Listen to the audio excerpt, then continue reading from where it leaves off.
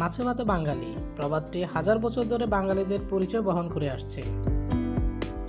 মাছ ছাড়া বাঙালির উদরপূর্তি ঠিক জমে ওঠে না। যুগে যুগে মাছ শিকার করতে গিয়ে বাঙালিরা রপ্ত করেছেন নানা পদ্ধতি। প্রিয় দর্শক, জানাতে চলেছি 500 বছর ধরে চলে আসা ঐতিহ্যগত মাছ শিকারের কলাকৌশল নিয়ে। ভিডিওটি আপনার জন্য খুব ইন্টারেস্টিং হতে চলেছে, তাই শেষ পর্যন্ত দেখার অনুরোধ রইল।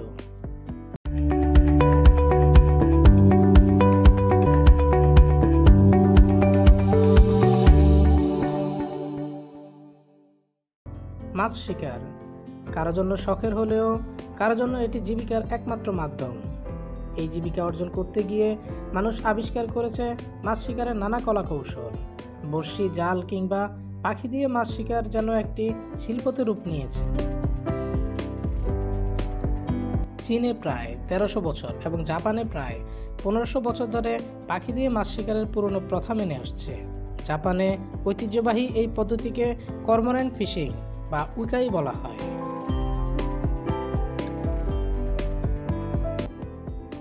ভোঁদড় বা উদবিড়াল, এই উভচর প্রাণীটিকে হয়তো অনেকেই চিনেন।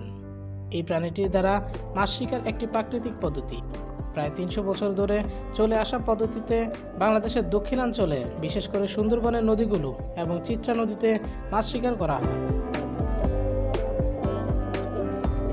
অক্টোবরের মাঝামাঝি থেকে জানুয়ারি পর্যন্ত নৌকা আর ভোঁদড় নিয়ে নদীপথে পাড়ি জমান স্থানীয় জেলেরা। এই সময় খাল বিলের পানি কমে যায় বলে মাছ বেশি পাওয়া যায়। বিড়ালের মতো দেখতে ছোট উভচর এই প্রাণী মাছ শিকারে পটু। মাছই এদের সবচেয়ে প্রিয় খাবার। জেলেদের নৌকার এক প্রান্তে বাঁশের চটা দিয়ে তৈরি করা ঘরে ভোঁদড় আটকে রাখা হয়।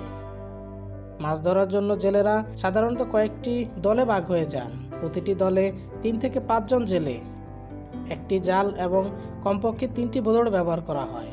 প্রতিটি দলে 2টি পূর্ণবয়স্ক এবং একটি কম বয়সী ভোঁদড় থাকে। মাছ ধরার জন্য ত্রিভুজ আকৃতির জাল ব্যবহার করেন তারা। নদীতে জাল ফেলার সময় ভোঁদড়ের ঘরের দরজা খুলে দেওয়া হয়। জালের 2 পাশে নামিয়ে দেওয়া হয় পানিতে।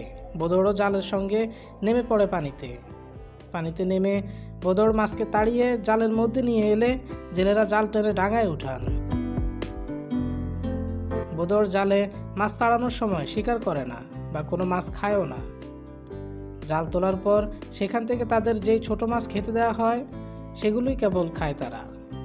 ভোঁদড়কে জেলে পরিবারগুলো অন্যান্য গৃহপালিত পশু পাখির মতোই লালন পালন করেন। শিকারে যাওয়ার আগে ভোঁদড়কে মাছ খাওয়ানো হয়। আবার জালে যেসব মাছ ধরা পড়ে তার একটি অংশ ভোঁদড় পায়, ফলে সে জেলেদের প্রতি থাকে বিশ্বস্ত।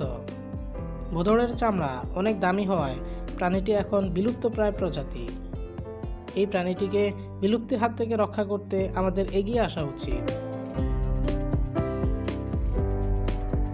প্রিয় দর্শক, প্রায় 300 বছর পুরনো মাছ শিকারের কলা কৌশল নিয়ে ভিডিওটি কেমন লেগেছে তা অবশ্যই কমেন্টে জানাবেন। ভালো লাগলে লাইক দিয়ে বন্ধুদের সাথে শেয়ার করে দিন।